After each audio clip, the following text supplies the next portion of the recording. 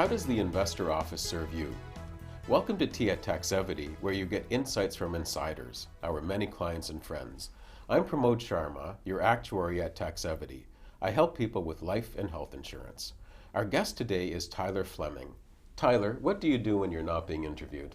So I'm the director of the investor office at the Ontario Securities Commission.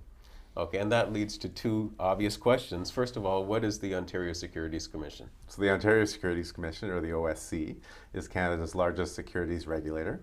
Our mandate is to provide protection to investors from unfair, improper, or fraudulent practices and to foster fair and efficient capital markets.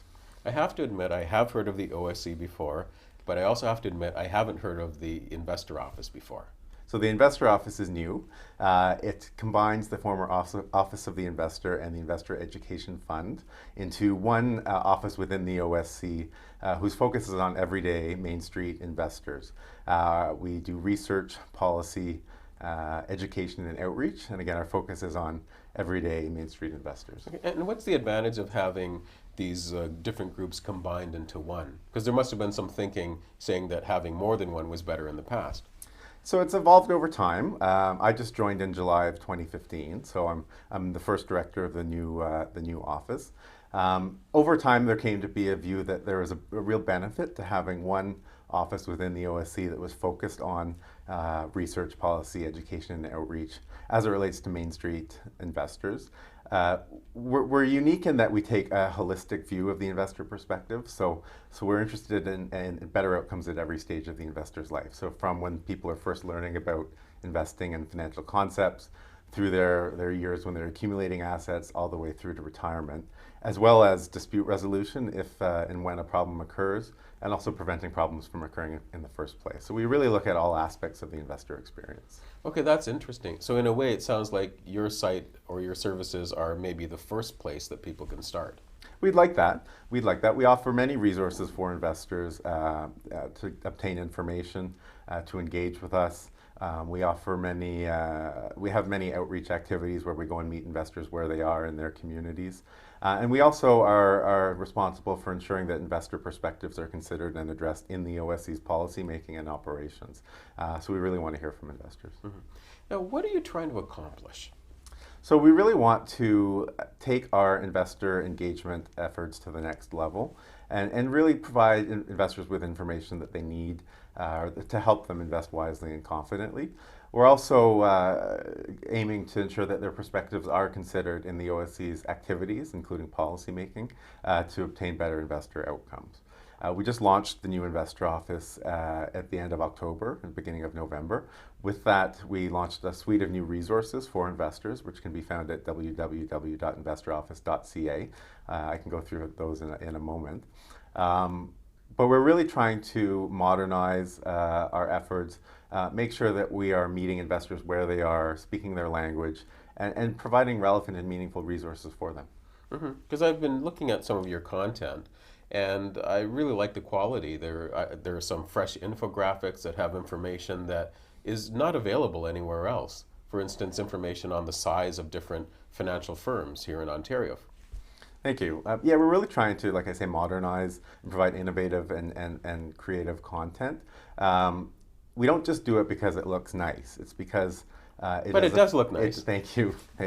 But it is a way of engaging with people and providing engaging content. There's a ton of information out there on the internet, many competing voices, quite a bit in the investment world and related to investing from many sources. And it's easy to get lost in that. We offer an unbiased source of information for investors. And we also think it's important to engage with people the way people receive content now. The way people receive information is different now than 10 years ago or even 10 months ago. People receive information through social media, through email, links sent to them, through all sources of places. Video, for instance. Video as well, just like you're doing right now.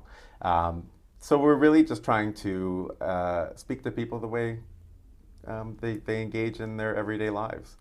And a lot of that is modernizing our content and providing interesting and fresh content. I was reading a report of yours, and it talks about the three-legged stool. Could you please tell me what that means? Sure. So the report you're referring to is called the Investor Perspective. It was a report we released along with the launch of our office, and it can be found at www.investoroffice.ca. The report talks about who we are, what we do, what we offer to investors, and how we're there for them. The stool that you're referring to, the three-legged stool, refers to our approach to achieving better investor outcomes.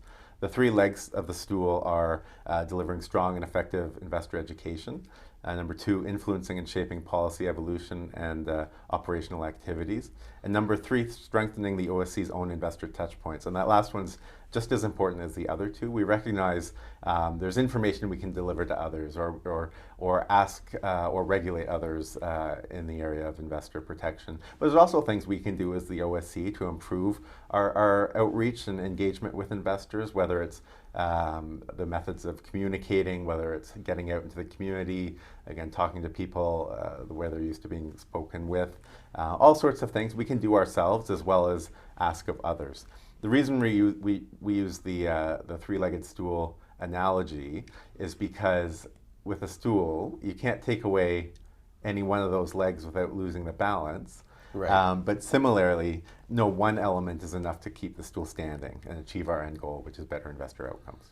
So in terms of the resources that are being allocated, does roughly a third go to each of those legs, or does one leg need more effort, even though they're all the same length when you're sitting on the stool? Yeah, I don't know if we could take it that far, but it's really our overall approach that we want to strengthen our own activities, improve investors' own knowledge and education, and deliver more responsive regulation. Basically, we can all do better in our activities. Yeah, you've said that you've got an investor perspective. Can you just tell us a little more about what you mean by that? Sure. Well, we call it the report the investor perspective because in everything we do, we look at things from the investor perspective. What does that mean? Sure. So we really want to put ourselves in the investor's shoes, walk a mile in their shoes, see things from their point of view. How do they experience the regulatory framework that we've established and the services delivered by the financial industry? So it's really seeing things from their point of view, and I think that is a different way of looking at things rather than just a traditional balancing of interest. Actually, putting yourself in someone's shoes and walking a mile in their shoes. So we look at everything from the investor perspective.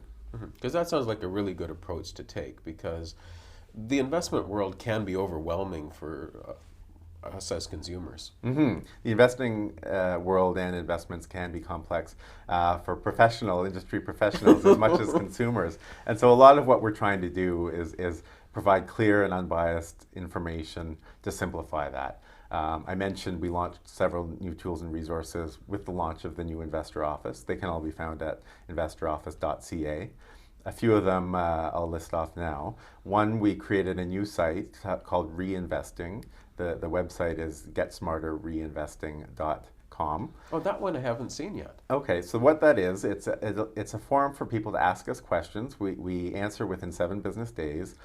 They can ask anything about investments, about the OSC, about the investment world, the regulatory world, anything at all in their own words, and we'll respond and answer as many questions as we can as quickly as possible. So we want people to engage with us that way. We've created a new newsletter called Investor News. We publish it every 2 weeks. We cover a variety of topics and offer things such as tools and calculators, news on new policy developments, consultations, events where we're meeting investors in their communities, et cetera. So quite a lot of information there. People can sign up at investoroffice.ca. And then we have our core investor education resource, getsmarteraboutmoney.ca. That one I've heard of. That one existed before and continues to be our core investor education resource. It's got hundreds of articles, tools, calculators, tips, covering a wide range of investing and financial topics that offers resources to the public. Yeah, I didn't realize how many new things you've got. That's really nice to see. What's your key message for the people watching? So our job at the Investor Office, a key part of our job is to ensure that investor perspectives are considered and addressed in the OSC's activities. In order for investor perspectives to be considered and addressed, we need to hear from investors. So a key message would be, we want to hear from you. And if you go to investoroffice.ca, there's a variety of ways to get in touch. We want to hear your feedback. We want to hear your concerns, hear your issues, and just talk to us. We want to hear from you. That's refreshing, that openness. Thanks very much for dropping by. Thanks for having me here.